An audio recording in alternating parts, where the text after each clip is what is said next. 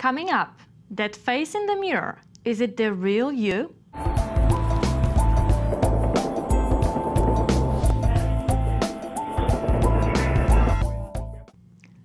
When we look at images of ourselves, what we see determines our self-esteem.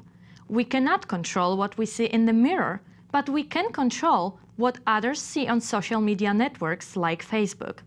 In the self-esteem debate, which has more positive impact, the mirror or the wall? Your reflection. You see it everywhere. On window displays, restaurant restrooms, even when you're riding the subway. Throughout the day, many women glance at any reflective surface they pass to make sure they are looking their best, that they are putting their best face forward. Autumn Whitefield Mandrano was one of these women. Each time she looked in the mirror, she would unconsciously alter her facial expressions, from widening her eyes to pursing her lips. But it just kind of got me thinking, like, what am I seeing in the mirror?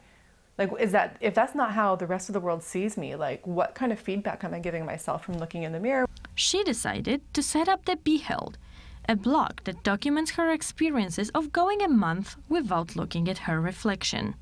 So I covered up my mirror. I put up some fabric over the bathroom mirror, and I used a very small hand mirror, just like one, on my eye, like holding it up to my eye to put on makeup.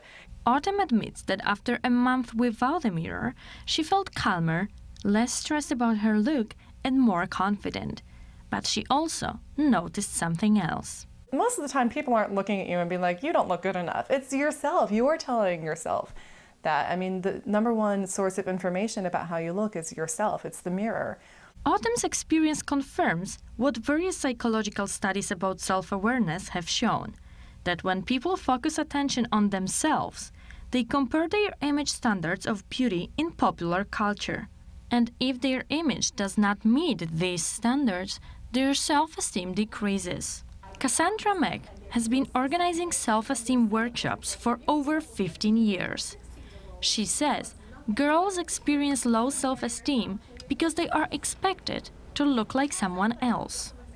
We're constantly bombarded with messages that tell us we have to be sexier, we have to be thinner, we have to be younger. And according to Mac, one method to increase low self-esteem is to change the script inside of your head. If we are empowering girls to feel smart, to feel beautiful, what they begin to see is someone who's powerful, who's strong. We have relied on mirrors to get feedback on our image. But another source is giving the mirror a run for its money. Social media has totally changed the game.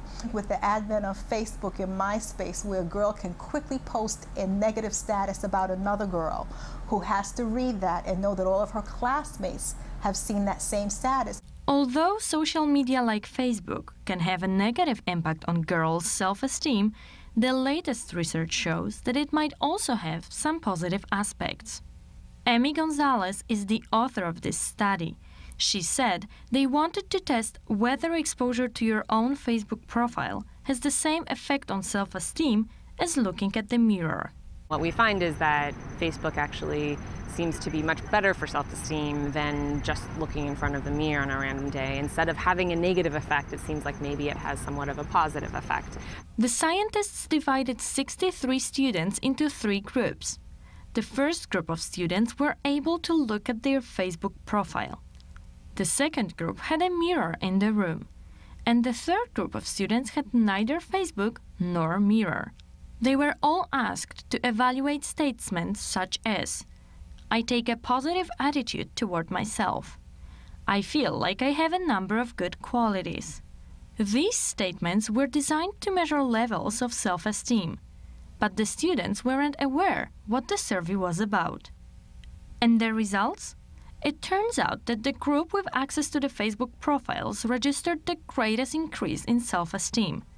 As for the students with the mirror, their self-esteem dropped the most. Why is that?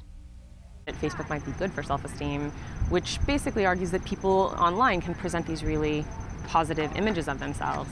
It makes sense to some degree that if looking at my own site makes me feel good about myself, then looking at everyone else looking really great and happy and having fun might make me feel bad. We seek out mirrors to remind ourselves of who we really are.